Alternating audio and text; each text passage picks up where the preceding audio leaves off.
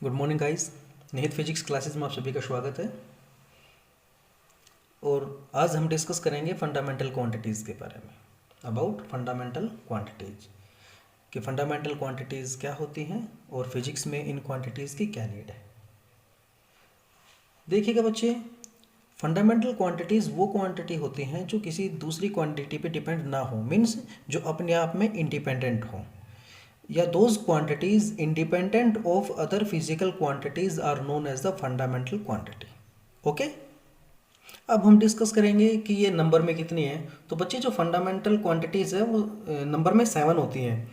Mass, length, time, electric current, temperature, amount of substance भी कह सकते हैं हम, क्वांटिटी ऑफ मैटर भी कह सकते हैं 6th को, और ल्यूमिनियस इंटेंसिटी 7th होती है। इनकी बेसिक यूनिट्स क्या होती हैं, जो ऐसा यूनिट है या फिर सिंबॉलिक यूनिट क्या होती है इनकी, ये सारी की सारी बातें हम डिस्कस करेंगे आज इस लेक्चर में।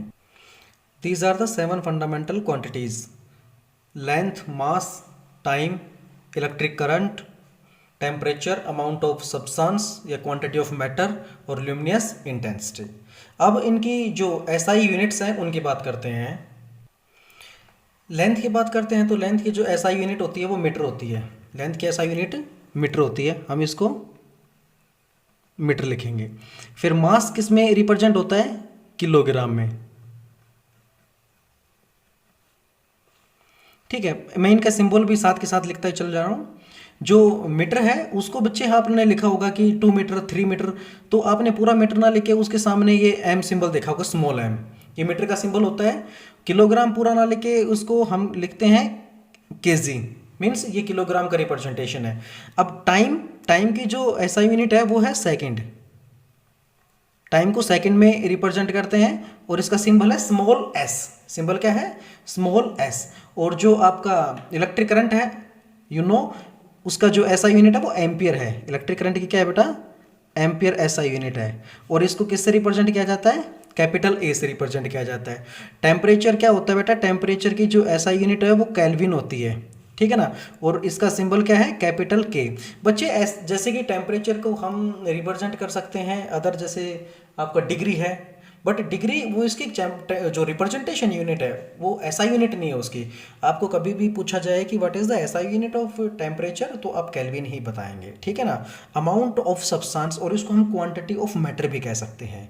क्या कह सकते हैं, क्वांटिटी ऑफ मैटर। और इसको क्या लिखते हैं बेटा, इसके ऐसा यूनिट क्या है, MOL। ओके, और आप जो मतलब इसका रिप्रेजेंटेशन है वो भी MOL। नाउ अब बात करते हैं ल्यूमिनियस इंटेंसिटी। और ल्यूमिनियस इंटेंसिटी क्या होती है बेटा, कैंडेला, CANDELA। और इसका जो रिप्रेजेंटेशन होता है वो क्या होता है, CD, इसका सिंबल होता है। तो ये थी 7 फंडामेंटल क्वांटिटी जिनकी हमें बहुत ही ज़्यादा ज़रूरत पड़ेगी फिजिक्स में, ठीक है ना। तो आप सबसे पहले क्या करेंगे, 7 फंडामेंटल क्वांटिटीज़ को याद करेंगे। जो जितनी भी 7 फंडामेंटल क्वांटिटीज़ की लेंथ है, मास है, टाइम है, इलेक्ट्रिक करंट है, टेम्परेचर है, amount of substance, quantity of matter और ल्यूमिनियस इंटेंसिटी है।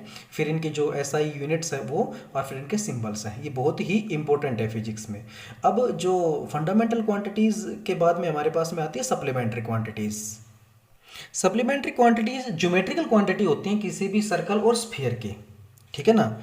या कह सकते हैं हम सिंपली कि the supplementary quantities are the geometrical quantities of an circle and a sphere. Okay, तो हम सिंपल लिख सकते हैं कि it is the geometrical quantities, या फिर सिंपली मैं यहाँ लिख ही रहा हूँ,